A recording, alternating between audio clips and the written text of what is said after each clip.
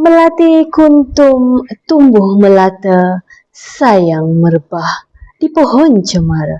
Assalamualaikum pembuka kata, saya sembah pembuka bicara. Saya Syahidah Piti Syahar, guru dari SMK Seri Bali, ingin berkongsi sedikit tentang pembacaan saya.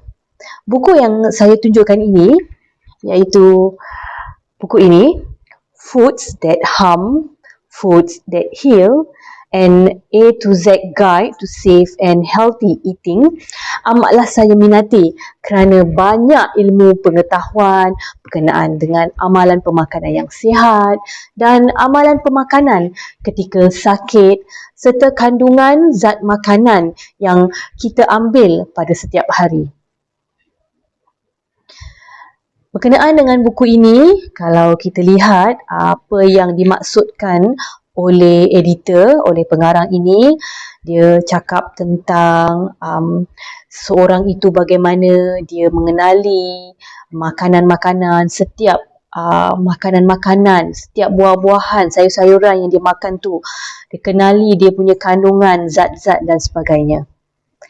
Baiklah, ini adalah kandungan dalam buku ini yang bermula daripada abjad A hingga Z, daripada ceritanya tentang acne iaitu jerawat, AIDS dan HIV, berkenaan dengan penyakit dan bagaimana amalan pemakanan ketika sakit, ketika demam, food poisoning iaitu keracunan makanan, berkenaan dengan sayur-sayuran, khasiat-khasiatnya, buah-buahan dan serta khasiatnya, dan amalan makanan kesihatan kita dari segi herbs, tidur, stres, demam saraf, madu, makanan seperti salad, makanan untuk kesihatan kita punya kidney, liver, banyak ilmu-ilmu yang dapat kita perolehi. Dan ada juga yang dia ceritakan tentang ulcer, cuka, dan yang penting kandungan-kandungan mineral, garam galian, dan berkenaan dengan makanan fast food. Makanan berkenaan dengan bayi juga banyak diterangkan di dalam buku ini. Ini contohnya kandungan isinya banyak. A ni ada banyak, tapi antara yang saya suka lihatlah berkenaan dengan acne ni, contohnya dia maksudkan tentang jerawat. Okay. Dia minta kita makan makanan yang berkhasiat, buah-buahan, lebihkan buah-buahan, vitamin C, makanan seperti hidupan laut, dan yogurt dan banyak lagi makanan untuk menjaga kesihatan kulit dan wajah kita. Ini juga tentang mitos-mitos yang sesetengah manusia percaya bahawa jika kita banyak makan makanan seperti coklat, kentang goreng dan makanan yang banyak high kalori ni akan mengundang ataupun merosakkan kulit dan wajah kita dan mencemarkan kulit kita dengan munculnya jerawat-jerawat yang kita tak minat.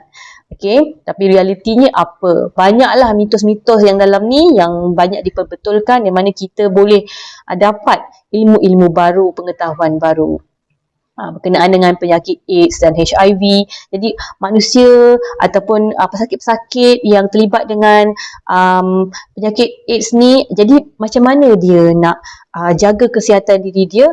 Dia boleh avoid, dia boleh elakkan makanan yang undercook, yang kurang masak, dia elakkan daripada makanan yang beralkohol, dan banyak benda yang dia boleh makan untuk menjaga kestabilan dalam diri dia. Apa fungsi butter, apa fungsi margarin, apa kebaikan, mana lebih baik, semua ni banyak dimaklumkan tentang ni dalam buku ni, berkenaan dengan kanser, buah-buahan, makanan yang tinggi fibernya. Seterusnya berkenaan dengan kidney iaitu buah pinggang. Kita ada juga antara yang saya minat, dia ceritakan tentang tidur, amalan masa tidur ataupun sebelum tidur tu, makanan apa yang boleh membantu kita untuk kesihatan kita, untuk memudahkan kita tidur dengan lebih baik. Berkenaan dengan stres, sedikit sebanyak pun kita ni memang akan ada stres. Jadi bagaimana, makanan yang macam mana untuk membantu kita mengurangkan tekanan stres dalam diri. Itu yang antara yang saya minat lah untuk saya baca, menambahkan ilmu saya di dalam buku ini. Okay, ketika kita mengalami datang bulan ataupun period, okay, apa makanan, apakah kesihatan, cara pemakanan yang sesuai yang kita boleh jaga, tips-tips banyak ada dalam buku ini. Okay, kesimpulannya yang dapat saya buat, setiap makanan ada kebaikan, ada bahayanya. Yang pasti ya, kita sendiri perlu menjaga kesihatan diri dengan memastikan amalan pemakanan yang sihat, tidur yang secukupnya dan elakkan diri daripada stres. Itu saja daripada saya. Sekian. Assalamualaikum dan terima kasih.